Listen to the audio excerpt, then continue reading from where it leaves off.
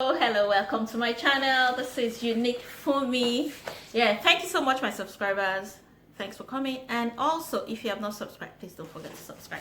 Yeah, today I'll try to make this video as short as possible, but I have two beautiful babes here. I'm going to have a chit chat with them. They're young Irish Nigerian. Yeah.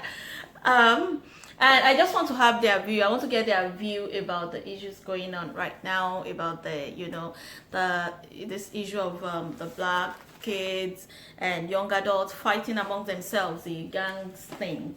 So I just want to hear from their side, and so that I want all of us to hear their side of the story, their views, and how we as parents can come in to help. What do they think about how we can help to put things right? So welcome to my channel, ladies.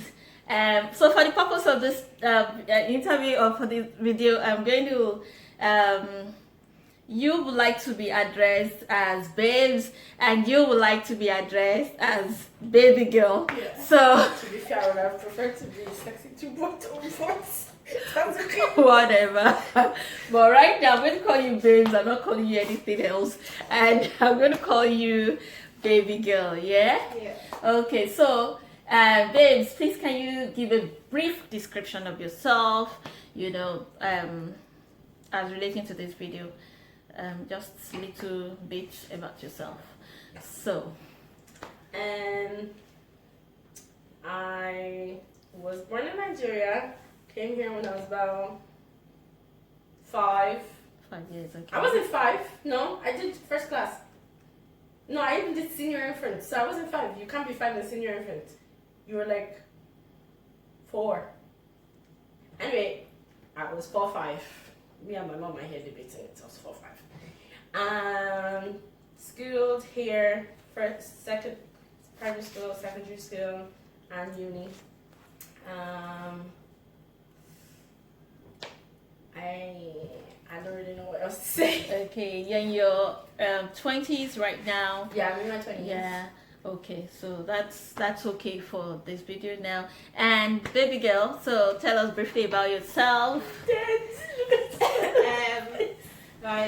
I'm in my early 20s as well. Okay. I moved to Ireland 5.5 years ago. So I was fairly new, came here for uni.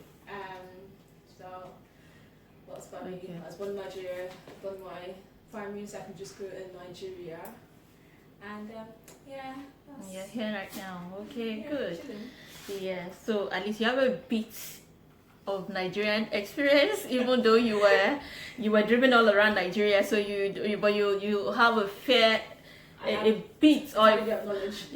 of Nigeria and how things run there, schooling and all that. Yeah. And compared to here, and then the modes of discipline also. Oh, yes. Yeah, you know the difference between the way, like, because a lot of us Nigerian parents, it's the discipline, is the parenting method that is actually different here, and I personally think that that's where the miscommunication is coming from. But anyway, it's good that you're going to have a bit of input in that. And also, so baby girl, what do you think about the issue on ground right now? Like, what's causing all these things? I understand that this group of guys, their issue is like territorial. Some are claiming that because they are from this area, other boys cannot come to that area without their permission. Like maybe Barbriggan boys are not meant to go to Blanchardstown without getting permission from the Blanchardstown guys, or maybe Drogheda guys are not allowed in Barbriggan without taking permission from the Barbriggan guys and all that. So that's what I understand. Is there any other thing? Can you say something else about it, or about what is causing all these and all the fights up and down? Like fighting in groups, like in different groups like that. So Should we go first? Or? Yeah, sure.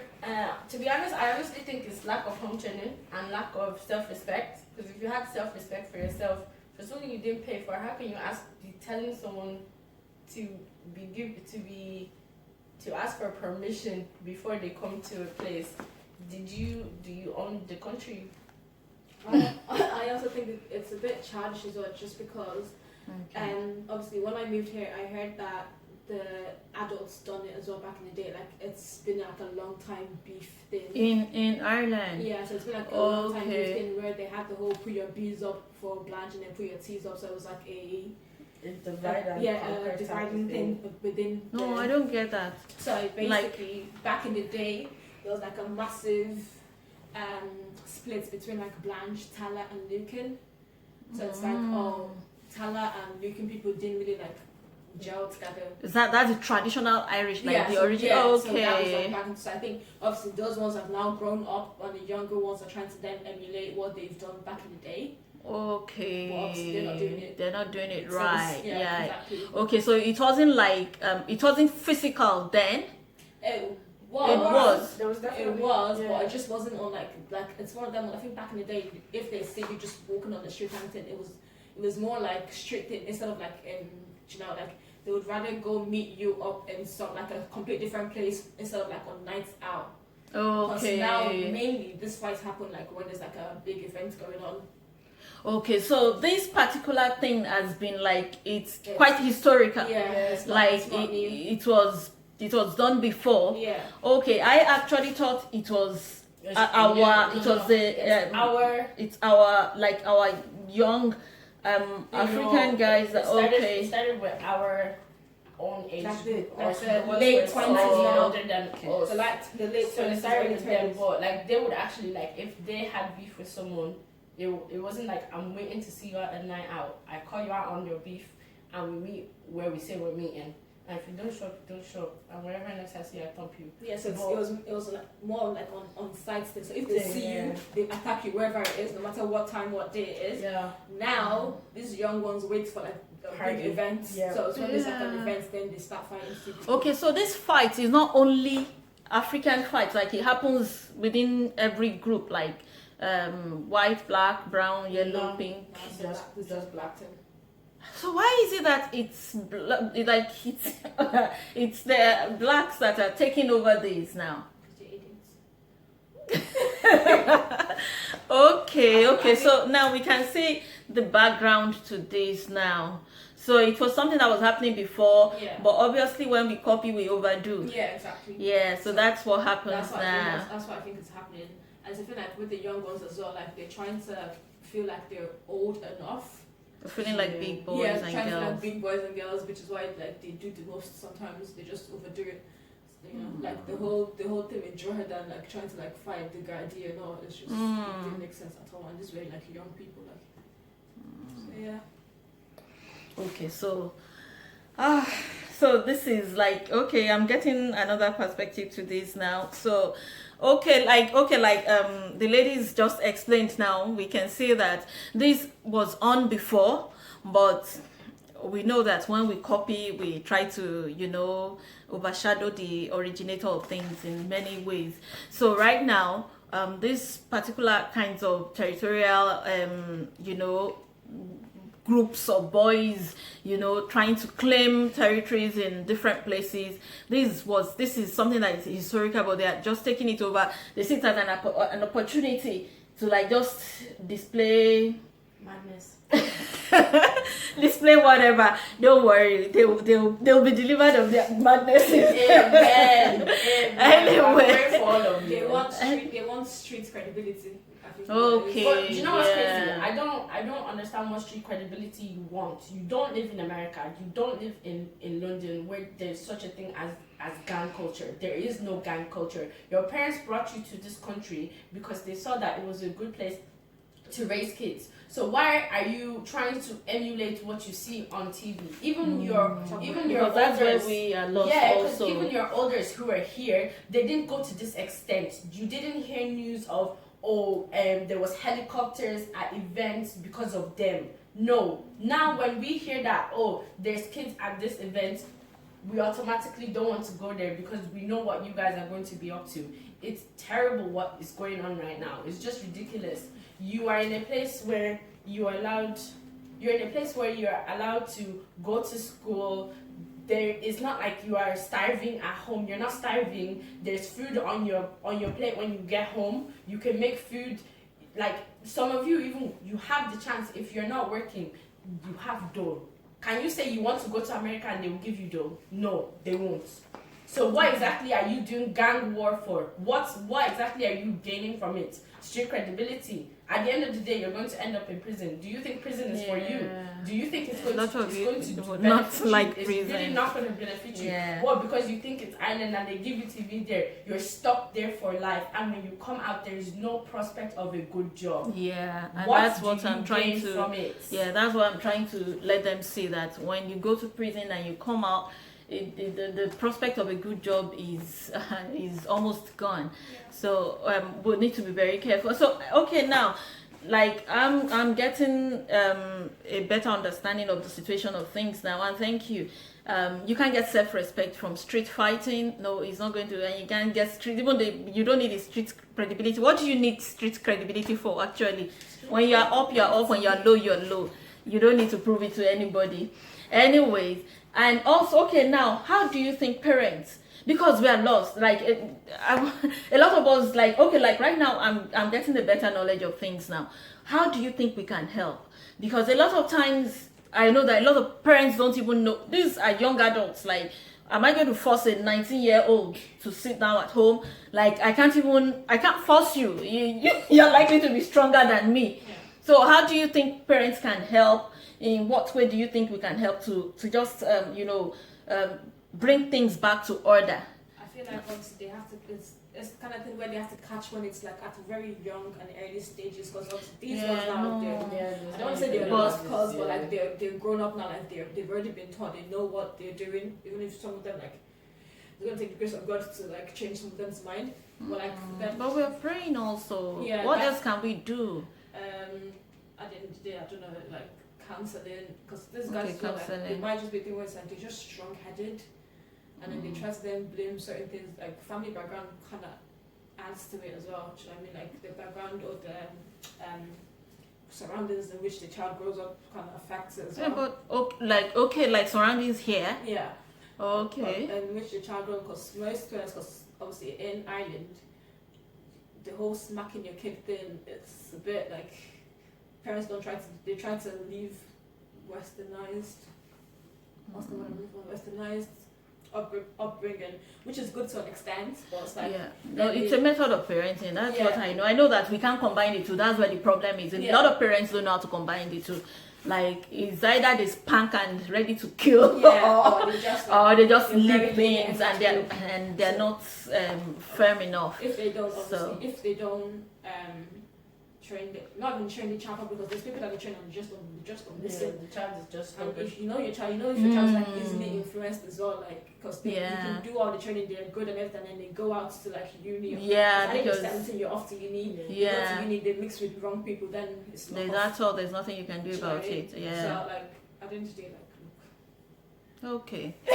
Okay, so like right now we're stuck. We can't. There's nothing, like you're saying. You are not sure there's anything we can do about the adult ones. Africa. You want to send? Can you be sent to Africa at that age? Like, can you force 19-year-old on the plane? One of my friends, when he was, I think he was like 18, and his mom was sick of his rubbish, and she literally, like, they went on holidays to Nigeria, and when we did, after they were all coming back, she said, oh, we are going to like the village. So he went to the village because that was where the school she was sending him to was. She now said, oh, we're coming back. They left out his stuff there in the school, and then they went back home to Ireland. Send your kids. If you know your child, honest to God, you get to a point where tough love is better than all this cuddling that you're doing. If you've talked, you've given 4-hour lecture, you've given 5-hour lecture, and it's still not yielding any results, and your child is still acting up and acting foolish, like they don't have no life in front of them. And my mom said something earlier, and I was actually like, no, that would actually be smart. They're like, Americans do it where when they're tired of seeing their children act so rowdy, there's like a program they've set up where the child goes to prison for like a few days, and like the prisoners actually like show you that this is what prison is like. It's not a joke thing. You don't come in here and you make friends and it's fun. It's not fun. This is it. This is what it really is. Do that. Send Hiroshi back to Nigeria. Do you know, I actually, send your child back to Nigeria. yeah, I have a reservation Send about it. that. Let them visit If you do that, then and then now they just have a lot of anger towards you. And then It's not only just towards you, towards every in the society, because a child, I believe that a child that you can still modify is a child that you can send to Nigeria. Like, what gives you the impression that an adult child that you can't handle here, somebody else will handle that child for you in Nigeria? You're sending them to military school. You're not sending them just to military school, my G. Okay. So thank you so much. Thank you for your input, and at least you shed some light on I this. have one more thing to say. Okay. You might actually have seen this. There was one time I was in church, and we were doing the Sunday school, and it was about teaching your kids. So it was saying that there were like 3 different ways that parents train their children. There's the parent that was too lenient, then there was the parent that was too tough, and then there was the balanced parent. So it's about finding the balance between the two and also asking for God's help. I know some people aren't religious, but look, to be fair, it really takes the grace of God to raise kids. It really is the grace of God, because it's you not. kind of also know the characters of your kids as well. Like no two child is the same. Yeah. So it's like you know the kids and you kind of know like, oh, this one's easily influenced. This one's kind of like knows how to stand up. Yeah. Thank you. Without neglecting the ones that is not. So make sure there's still like a very good balance to it. But honestly, once you find that balance of not over, because someone actually said this, in my house is Africa, outside is Europe. I think sometimes parents forget that, and they're like, oh, because we're in a country, and they're like, oh, you can't be smacking your children. White people, don't let them lie to you. English. They used to beat their kids. Don't now think that, oh, because I'm in Ireland, if you give the child the phone and say, call. Pinch the child. To be honest, beating goes a long way. My mom doesn't beat us to the point where we're almost bleeding or dying. But my mom can give you one look. No, but it's the truth. She can give you one look like this, and you know when you get home you're gonna get if you continue doing that thing that you're doing. And sometimes I can be in the shop now, and I want to act a maggot, but I just think in my head, what would my mom do to me if she could see me right now? And that alone will stop me from doing whatever rubbish it is that I want to do. Just the fact that I'm just like, it's been instilled in me that there are some things that you're just not supposed to do. I think this gets into reality, like, you're Irish and everything, but like at the end of the day, you're black, so you're already at a disadvantage. They can still revoke your passport, regardless of being Irish or being born here. They can still revoke your passport. That has nothing to do with anything. No, if you're born here, they can't. Stop moving mad, basically. If you're born here, they can't. I promise you, they can revoke your passport. They can't. You're born here as Irish. Just stop moving mad. Stop moving mad. Yeah. So, thank you for your view. Thank you for your opinions and your suggestions. Okay, so parents, if we can take some things on board. Okay, I agree with some things. I don't agree with some of the things, but just take whatever you agree with, and that's another perspective. Actually, I wanted to get their view on things, and I think we have that here. Thank you so much for coming. Thank you for listening. Please don't forget to subscribe. Okay, thank you. Bye.